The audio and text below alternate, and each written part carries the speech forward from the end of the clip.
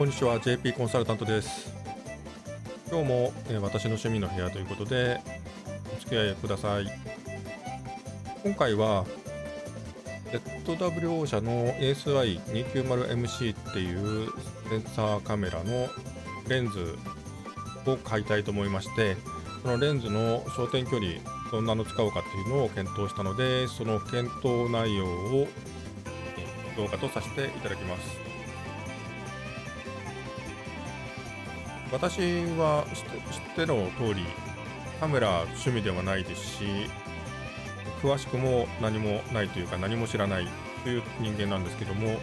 そういう人間がレンズの検討をして、なんか意味あるのと、それを動画にしちゃってどうするのさ。確かにおっしゃる通りなんですけども、とは言っても、私と同じ何も知らない人間が、私と同じように悩むんでしょうから、その悩みを肩代わりするっていう動画だと思っていただけるとよろしいんじゃないかと思います。間違っているところに関しては、こういうのが正しいんだよっていうのをコメント欄に書いたりとか、または動画を紹介していただけると嬉しいです。そしたら私も見てみたいなと思ってますので、よろしくお願いいたします。さて、この ZWO 社の ASI290MC ですが、センサーサイズは3分の1というか2.8分の1型のセンサーが搭載されています。で、写真で見てわかる通り、焦点距離 2mm の魚眼レンズみたいなやつがついています。私の感覚だとちょっと使いづらいなという風な感じを受けています。で、レンズを買って買い物になるようにしようという感じですね。はい。さて、カメラが趣味の方々、動画アップされているようなカメラというか撮影に詳しい方々は、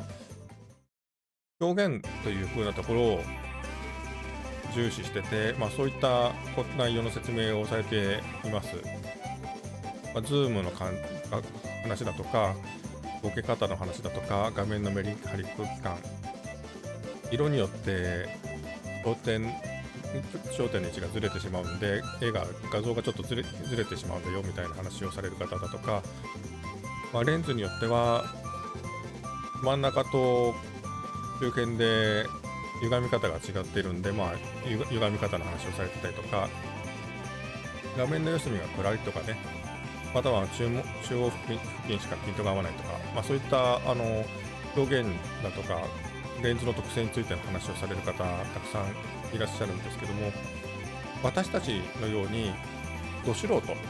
は表現なんてする能力ないし、下手すると多少歪んでてもという感じになると思うんですね。とにかく映らなきゃ意味がない。映った後にまた表現はどうしましょうって話はあるかもしれませんが、まずちゃんと映るレンズを買いたい。じゃあどういうレンズ買えば映るんだろうっていうことを今回の動画のテーマにしています。じゃあ優先事項って何っていうと、バックフォーカスが合う。つまりセンサーにちゃんと画像が映るんだと、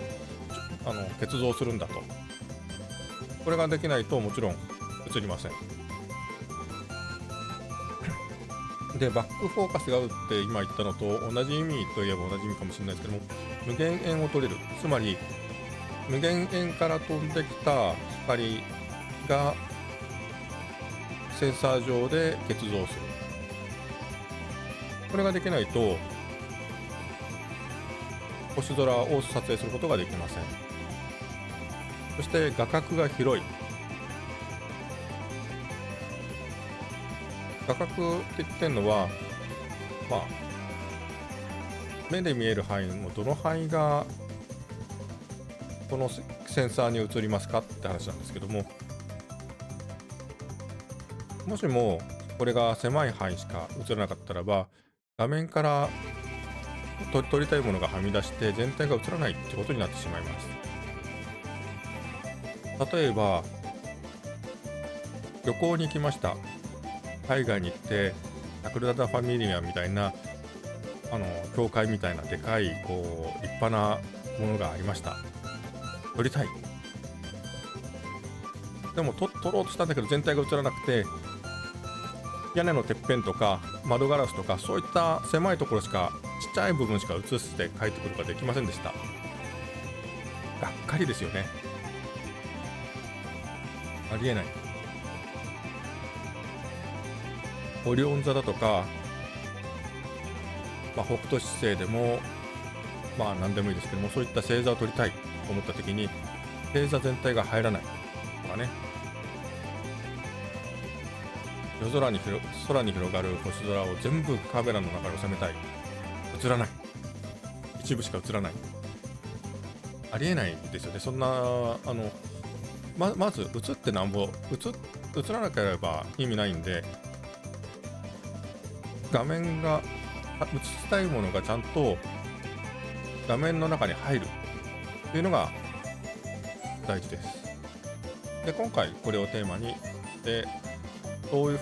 風にするためにはどんな焦点距離のレンズを選べばいいのっていうのを今回の動画にしています。で、4番目としてケラーレが発生しないと。ケラーレって言ってるのは画面の四隅が映らなかったりとか、逆に、中央だけが丸く映ってその周り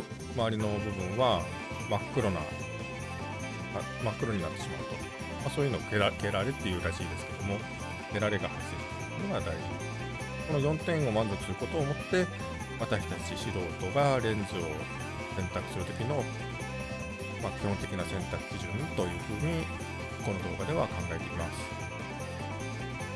す。で、この画角について私は今回動画にしているわけですけれども、こんなグラフ、チャートを書いてみました。このグラフは画角、横方向の画角とレンズの焦点距離の関係をセンサーのサイズ別に書いたものです。黄色いラインは 35mm のフィルムカメラだとか、35mm のセンサーを搭載したカメラのカーブ。黄色い丸い点に黒い線っていうのが APS-C のカメラセンサーに焦点距離センサーのカーブ。水色が私の使っているサイオニクスのオーラーと同じ1型のセンサーを搭載した時のセンサーと焦点距離の関係で、緑色のライン、この緑色のラインが今回私がレンズを取り付けたいなんていうカメラでしたっけ、 ZWO の ASI290MC っていうののセンサーサイズに近い3分の1インチのセンサーのカーブということになります。 2.8 なので、3分の1と2分の1インチの間ぐらいになるんですけども、3分の1インチのカーブを基準にこのチャートを見ていきたいと思っています。で、この見方なんですけども、こんな風に赤い線を引いてみました。この赤い線は何っていうと、35mm のフィルムカメラに焦点距離 50mm のレンズを取り付けたとき、その時の交点から黄色いカーブですね、黄色いカーブの横軸の 50mm の点から画角の数字の方向に向かって赤い線を引っ張ったものです。で、この赤い線と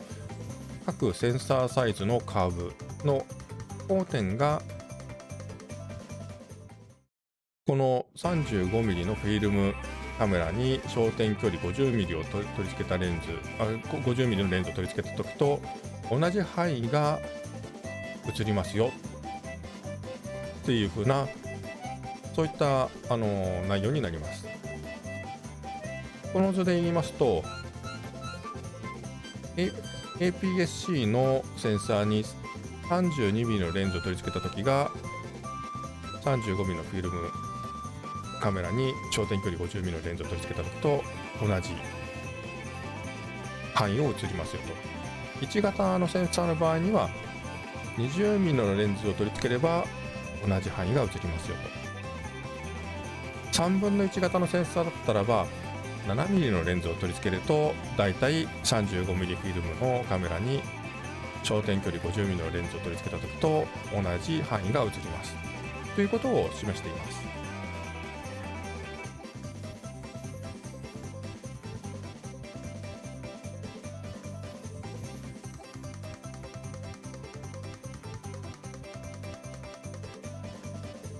で、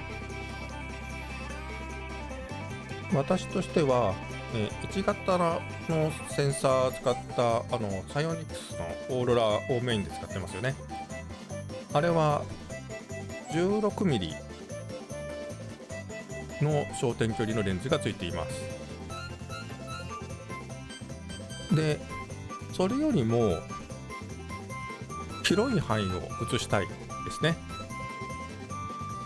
もうちょっと広い範囲を映したいわけです。そのために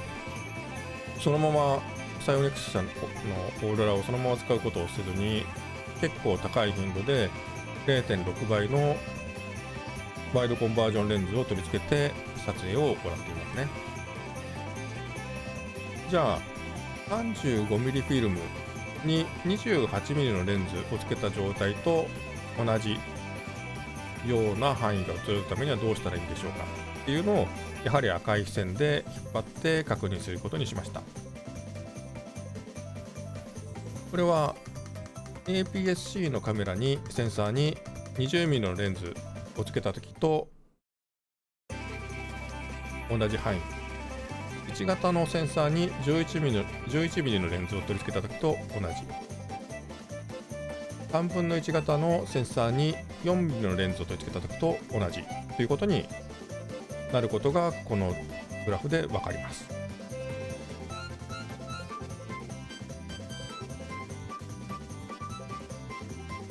ちなみに私がコンバージョンレンズをつけてサイオニクスのオーロラで測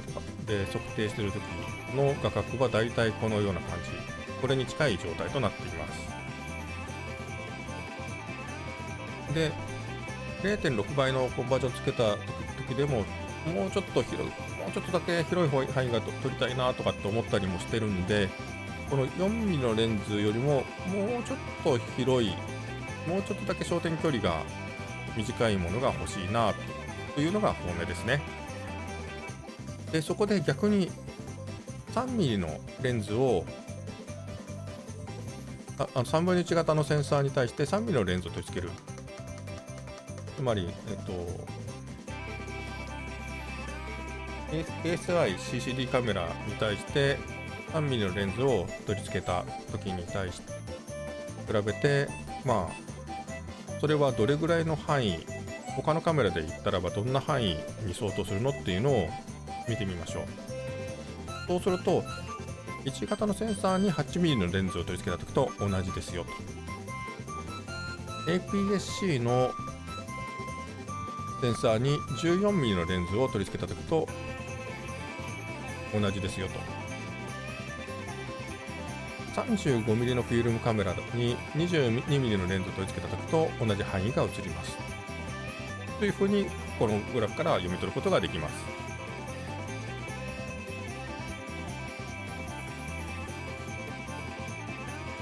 35mm のフィルムカメラ相当で 22mm のレンズに相当するといったらばかなり広角で広い範囲が映るということですよね。この程度映ってくれるととても嬉しいですよね。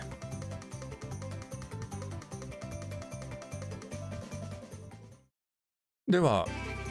逆に望遠側はどれぐらい欲しいかな考えてみました。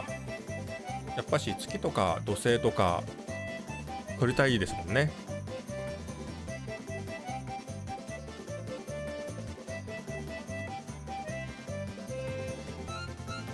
まず私は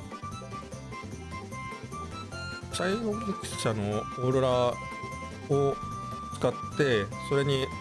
カメラのレンズをつけてポリメイト撮影をしようと思って、実は 800mm のカメラレンズを買っています。健康トキナーさんの 800mm の中古のレンズでかなりお安く買えてとても嬉しかったんですけども、じゃあこの 800mm のレンズをこの ASI のセンサーに3分の1型のセンサーに取り付けたらばどうなのかなと。800mm のこの赤いね、緑ですね、緑色の3分の1型のセンサーのカーブの、800mm の焦点距離の部分を通るように赤い線を引いてみました。そうすると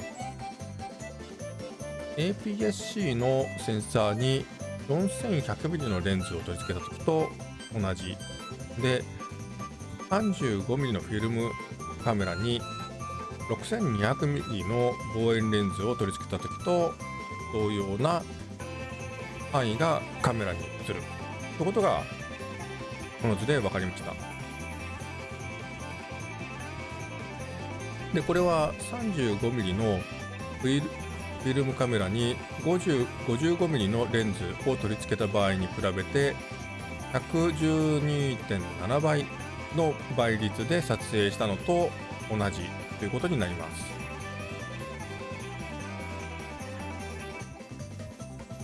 112倍で撮れればあれですよね、土星もくっきりって感じになるんね。肉眼だったらば 150mm とか150倍とか200倍ぐらいいるとかって言いますけれども、そもそもカメラですもんね。肉眼で見るよりもずっと大きいんで112倍すごいんじゃないですかね。しかし実際にその画角なんですけども 0.3 から 0.4 度の間ぐらいという狭い範囲しか映らないんですね。これって指で触れたりとかなんだとかしただけで角度変わっちゃうっていうか、対象が画面の中に入って映ったと思っても手離す途端に画面から外れていますよね。または手がこう手で支えようとしても手の震えで画面からビクビクしてもうちゃんと映らないという状態になる。そういうもう本当に繊細な角度ですね。でそれどころか目でカメラどっち向いてるのかなって通路ぐらいの範囲だったらばまあわかるかもしれないけど、コンマ何度って言われたってコンマ何度右にやったらば画面の中に対象が入るのか、それとも右に動かせばいいのか左に動かせばいいのかさっぱりわからないですよね。こんなコンマ何度って言われたって。つまりどっちの方向にカメラを動かせばいいのかわからなくて、かつ入ったとしてもその位置でカメラをきっちり止めて撮影するっていうのは難しい、ほとんど無理っていうことがこのコンマ何度ということからわかります。で現実的に使える画角のレンズはどこなんだろうと、焦点距離いくつ選べばいいんだろうと、800mm のちょっとこれはもう使い物にならないぞと。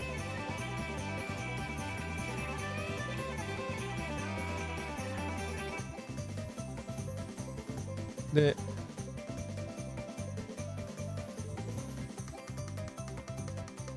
3分の1型とか2分の1型用のレンズとして50mm の焦点とか 100mm の焦点のレンズが売ってるのを見かけたので、まずその 50mm とか 100mm のレンズだったらどんな風になるのかなというのを赤い線を引いて確認するようにしました。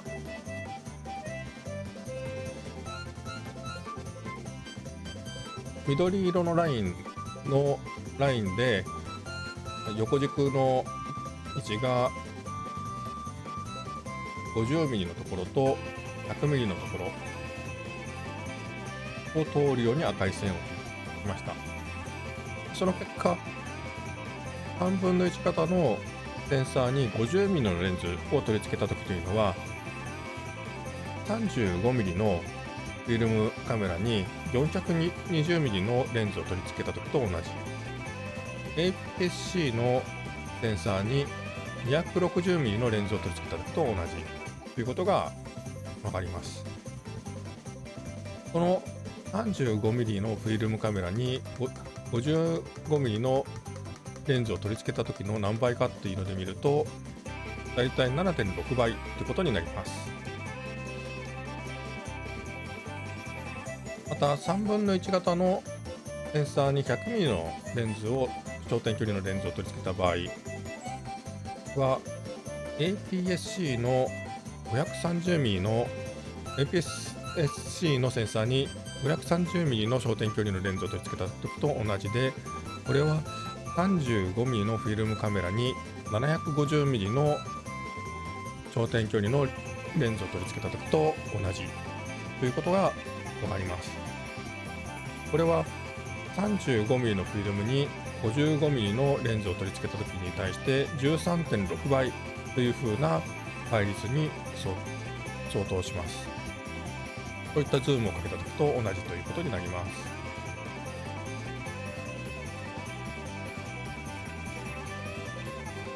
ちなみに望遠鏡に取り付いている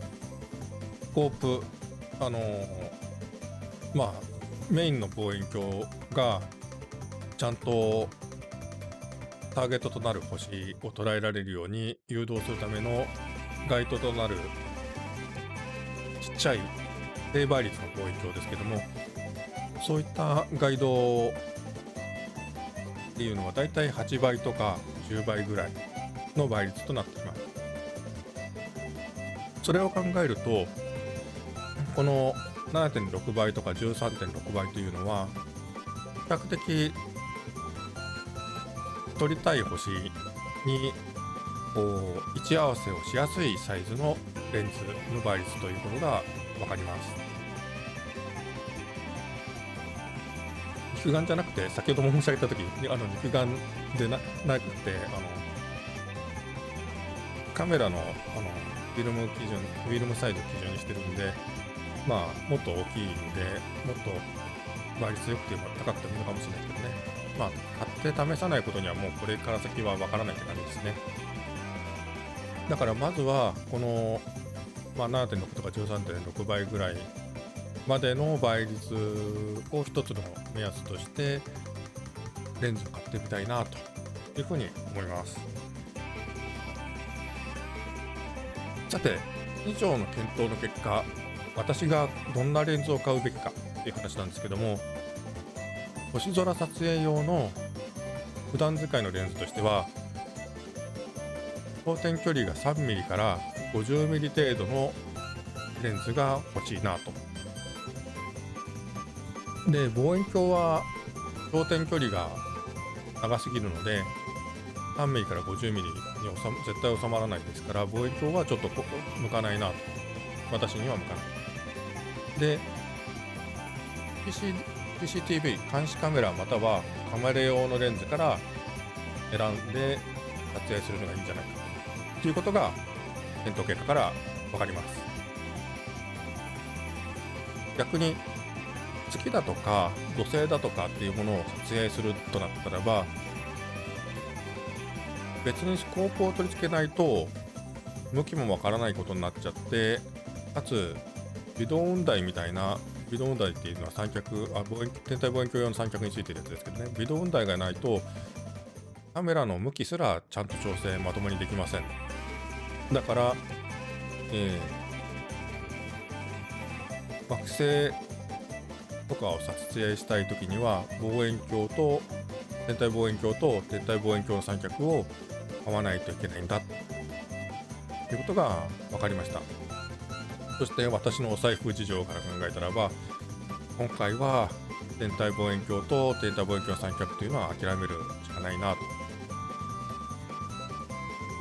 という感じですね。また逆に天体望遠鏡と天体望遠鏡の三脚がなくてもカメラのレンズだけとかっていう風な感覚でいくんだったらば、手持ちの 800mm の